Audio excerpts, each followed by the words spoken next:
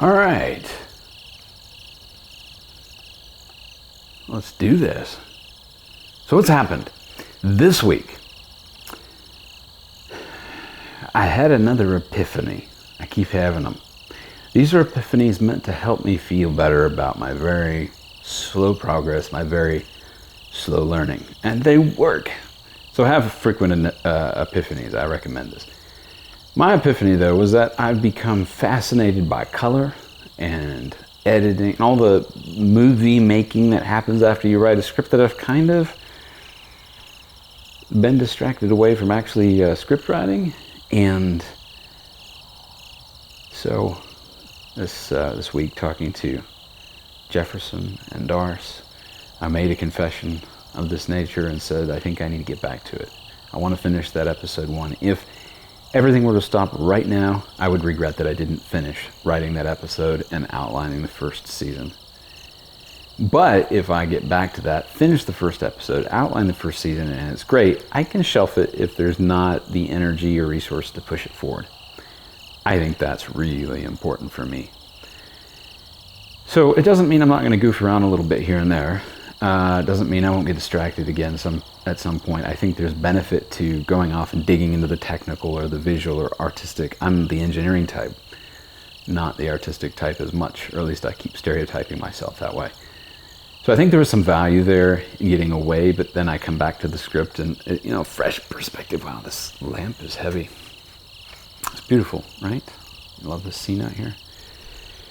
Anyway, I'm shooting using this new lens, the Lafayette XV27. It's a beautiful lens, and it enables me to get these really nice foreground versus background balance. Anyway, I had an interesting experience this week. I finally dropped back into the script. It was late one evening. My eyes were already tired, and I was having a hard time looking at my screen, but I thought, you know what?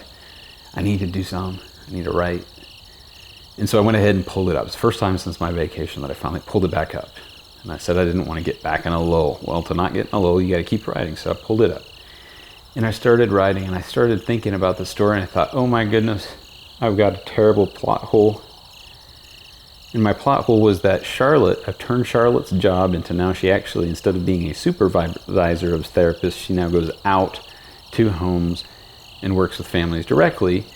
And I thought, well, how is it that she's suddenly, now the pandemic is holed up at home, how do I explain that she's suddenly just like no mention now? She's holed up at home and she's upset, and the kids are upset, and there's this whole tension thing happening in the family because Kent's the only one going out and going to work. So I started thinking, well, here, how can I work something in that makes sense? So I spent a little time, and I thought, oh, here's a place. So I put something in that kind of alluded to this change. And then I read down the script a little later, and I was like, oh, here's where I actually addressed that very thing. I just forgot that I did. So I guess that's the risk of being away from it. It gives you perspective, but you can kind of also forget what you have addressed. I probably should have read over the whole thing. Inside perspective, what is this? Self-revelation. I am a slow reader.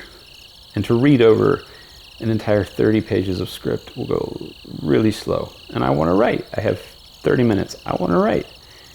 That's a risk if you don't read it at all. It's kind of not in your headspace. Anyway, I'm writing again. I'm enjoying it, and I'm really going to try to push. I keep setting deadlines for myself. I'm not going to do that this time because they don't work. Oh my goodness, my illusion is breaking. My Lafayette XV27 is not successfully occluding noises. These crickets are actually not real.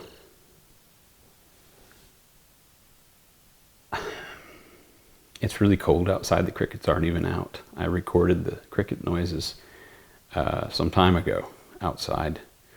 It was hard to get the crickets and not the sound of the interstate nearby.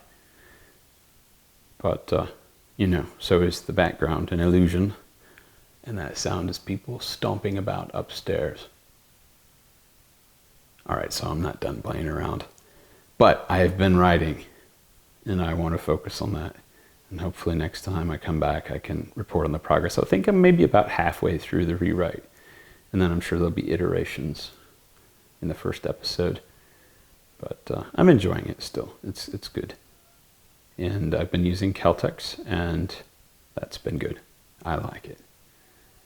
I met with the Celtics team, a couple of their guys, to talk about the tool, and they're really cool too. But I think the company itself is really, really cool, and I would encourage anybody interested in screenwriting to consider it, especially if there's any collaborative piece. The collaboration is real, it's cloud-based, versus Final Draft, which if you're writing by yourself is a fantastic choice, also very good. But Celtics is much stronger on the full writing and pre-production. It's a pre-production, but that I feel like they're much stronger on. So we were exploring that. But anyway, I'm diverging, and I should keep this video moderately short so I can write. Anyway, thanks for tuning in. I was thinking about one last thing. If anybody sees this video, you treat it like found footage. You're the only one that knows it exists now. There's like 2 other people in the world that know about it. But if you're not one of those 2 people that know you already know about it, and you find this and you're interested, I'd love to hear from you. Even if it's to say it's all crap. I guess that's a fair thing to say. It won't hurt my feelings, I think. We'll find out. I'll tell you later if it does. But particularly would be interesting if there's anyone interested in reviewing or actually reading the full script when it gets to that point, and offering feedback. If you're interested, leave, oh, there's a fly. Leave a message in the comments or something, and maybe we can get connected. If not, I shall continue on fearlessly into the dark night. For Bootstrap Cinema, I'm Christopher George. Over and out. Oops, 2 levels. Oh, 3 levels. There we go. Over and out.